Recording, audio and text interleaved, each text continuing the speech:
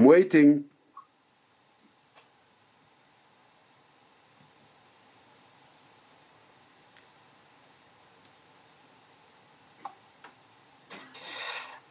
Okay, praise the Lord. Okay, maybe this is not a question, but more like a comment or an observation from my experience.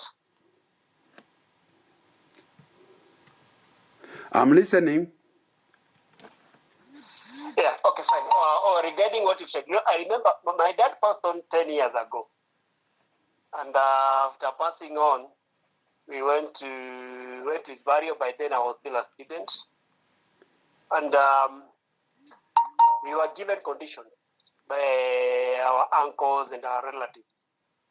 First, is like you were told, we had to do how many houses, because he had constructed a house and the house was unkept and things like it fell.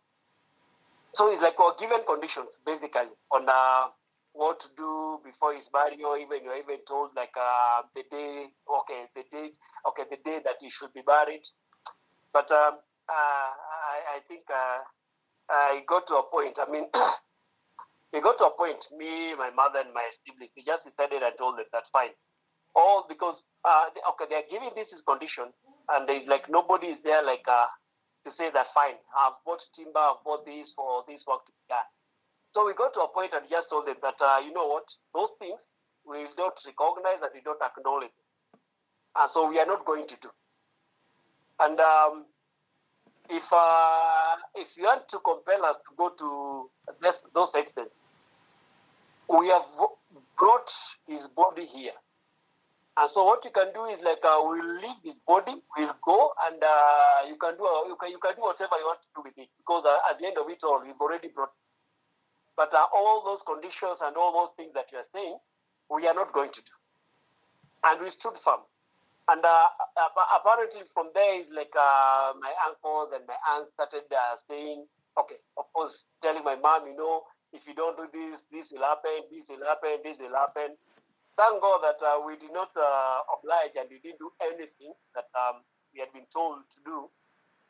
And right now we are, finally, God bless us, and we even bought some piece of land elsewhere, and we constructed, because, of course, when you go back to Western and Nyanza, I think the practices of, wife inheritance and all that are very common.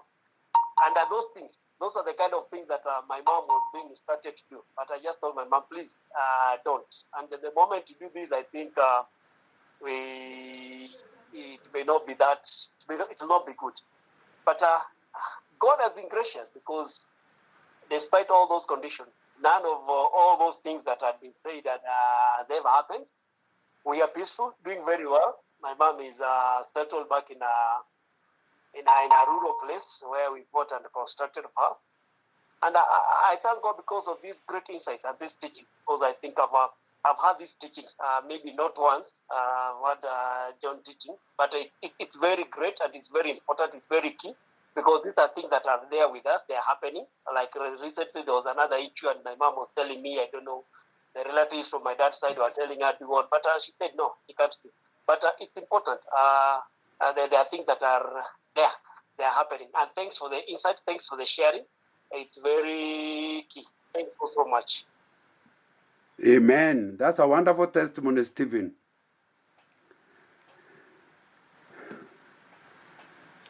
Degwa, what do you suggest? Yes, I think that was a very good practical comment, but there are two questions that I see in the chat box. One, you can comment on the unveiling of the cross, which also happens and presided over by the clergy in certain faiths. Unveiling of the cross. I don't know the history of that and why the church practice it, even believers. Then the other question is, there is a new Christian doctrine that once a Christian, always a Christian. And the question is, can a Christian lose their salvation? Kindly comment. Now, And the last one I see. How about the cross on the graves? let me start with that one. Let me start with that one.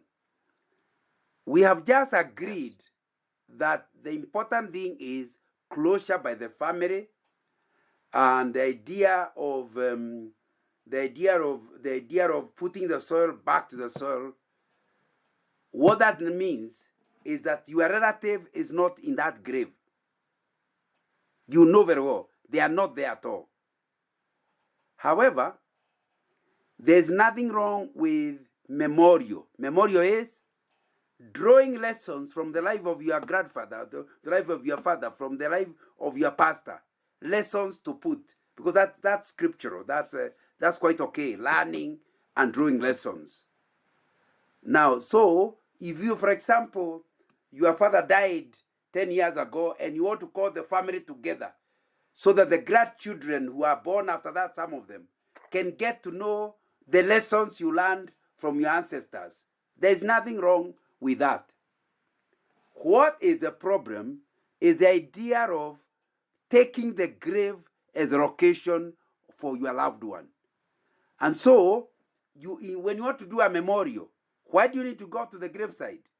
Since you know he is not there, why can't you meet in your house or in a church and have a memorial? I have 3 reasons why I'm uncomfortable with the idea of memorials going to the graveside. Number 1, because traditionally in ancestral worship, there is something about the grave. That's why, for example, among the lawyers, they might even go to where you died, get the soil, and bring it to your grave to kind of combine with the spirit and the body, where the body is. So when you go there, you innocently as a Christian, you are doing a memorial. For them, they see you are believing like them.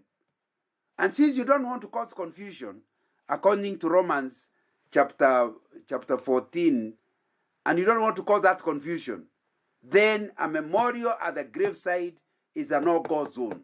You do not want somebody to actually get that. Number 2, when you go there and you do activities, how do you know your small children will not start thinking that their grandfather and grandmother is actually there? And they start fearing the grave and getting to think about, and because these days there's a lot of wrong teaching going on in schools about ghosts. That whole idea about going to a graveside is likely to help your children to start getting those same fears. Thirdly, since we know very well the dead person is not there, why do you want to go there? What reasoning can you actually give for going there to justify? And I repeat myself, I'm not suggesting remembering is wrong.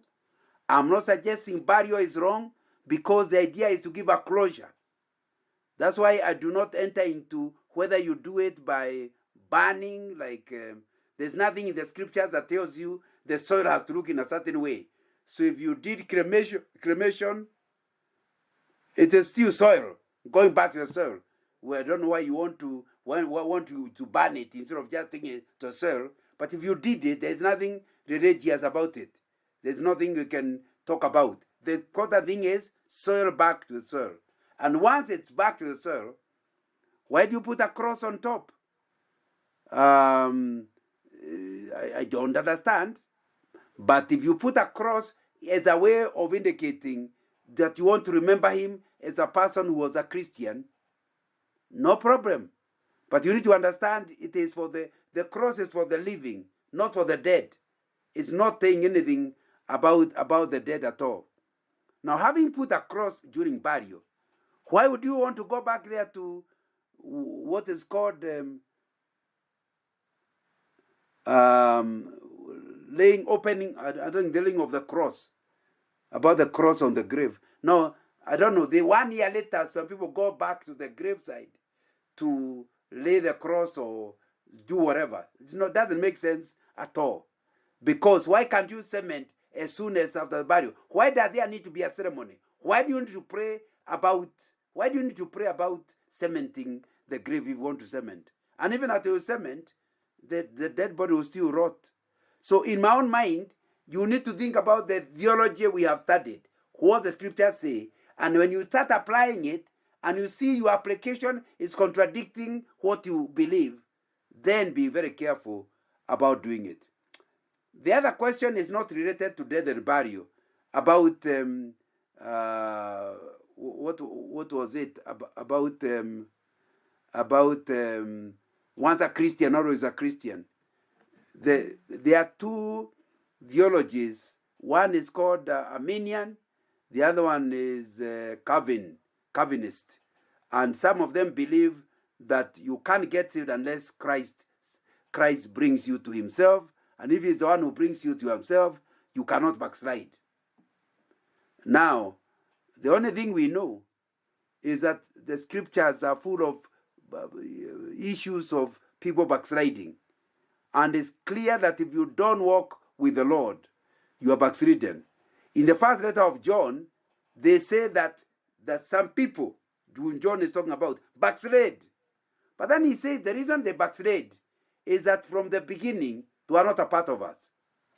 That's now pretty complicated.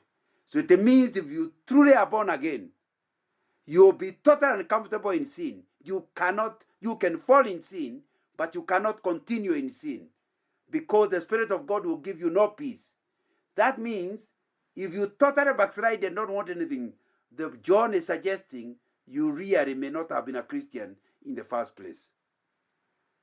Okay, back to you, Degwa.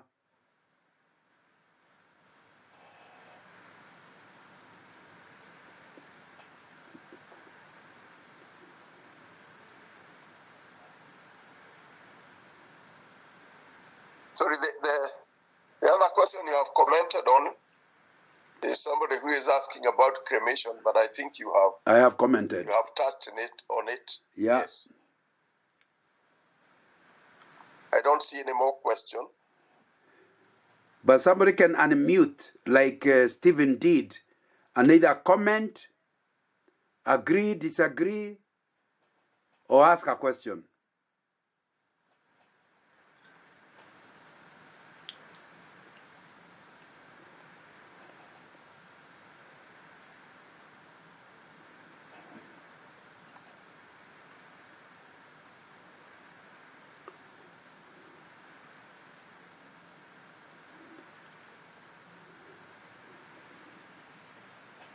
So I hope then I will not see anybody addressing the dead in a newspaper article, or writing. Degwa, what do people write when they want to wish somebody who has died? There's some short form that they normally use when they are talking about the dead.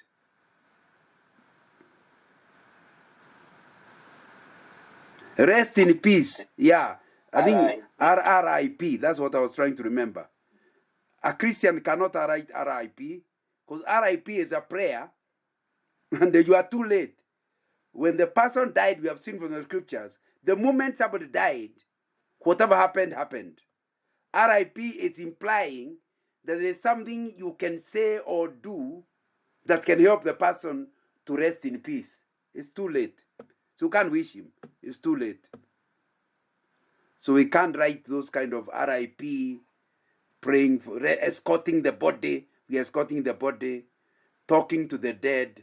All those things are things I hope we are going to stop. Any comments or questions? Whenever we are talking about the dead, we talk about them, not to them. Okay, go ahead. Yeah, I think I was going to emphasize and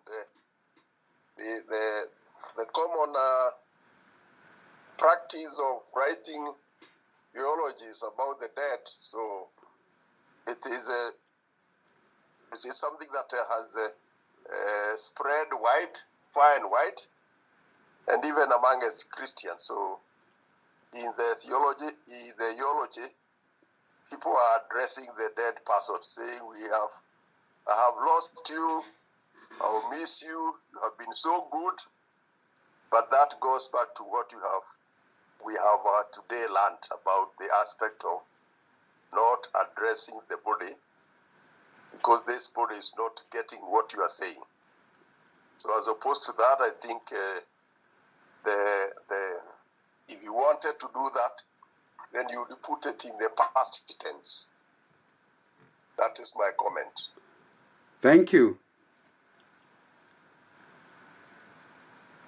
Thank you very much, Brother John. I also like to make some comments. You talked about dead must not have relationship with the living. And you also said, when it's good to give thanks and at the same time help people have closure with what, they have gone through.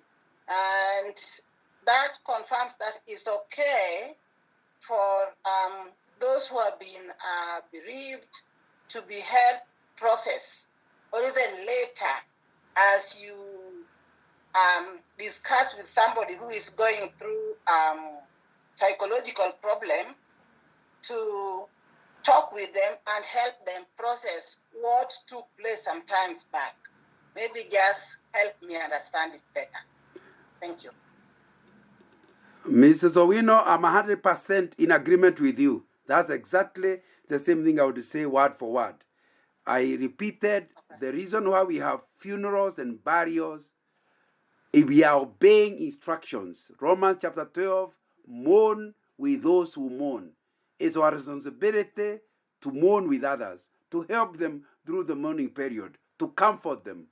It is our responsibility. So whatever you do that's helping the living to cope better with the loss, you are obeying the scriptures.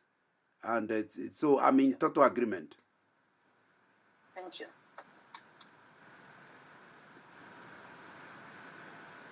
Anybody else with a comment? Yeah, let me comment.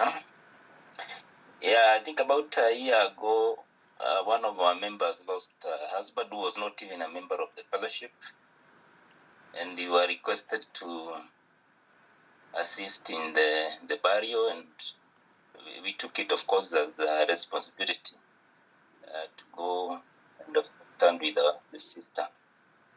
And I happened to have been there, the MC, and what I also realized, but the man hadn't had much interaction with him, but I realized that most of his friends had worked with, given them tasks.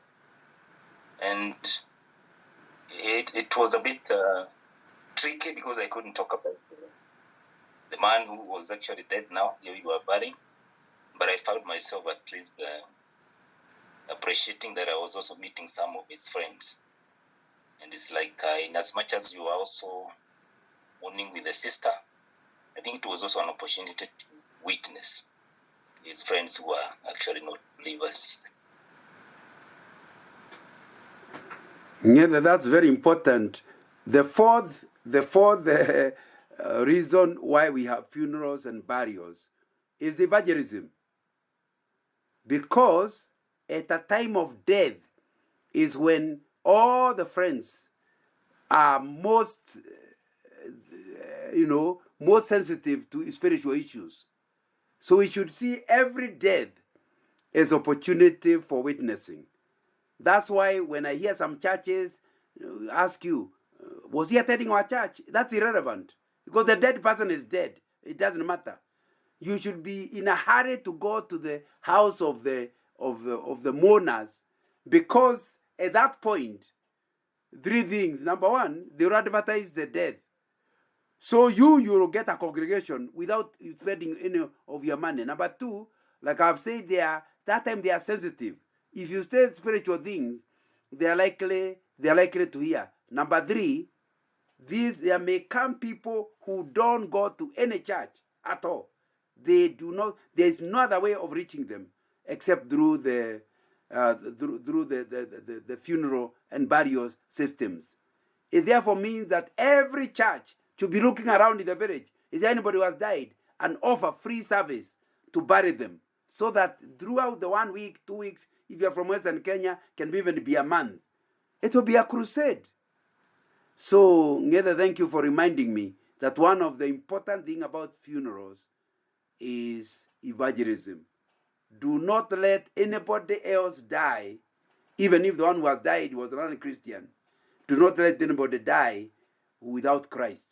But it also means that if you have 2 funerals to attend, one for somebody who was a Christian, the other one for someone not a Christian, the one you should be attracted to most is the one of non-Christians, because it will have a bigger congregation of non-Christians. If you go to a burial of a Christian, most likely even the people attending are already Christians. So you may not do as much evangelism as if you can go to the one where people are not born again.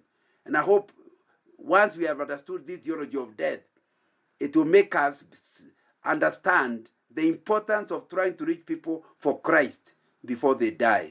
And in the burial, you have a chance to point this out to people. Thank you very much. Anybody else with a comment?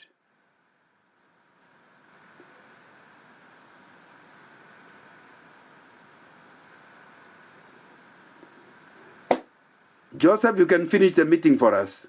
Degwa. Okay, thank you. Thank you very much, Baba Boy, for that in-depth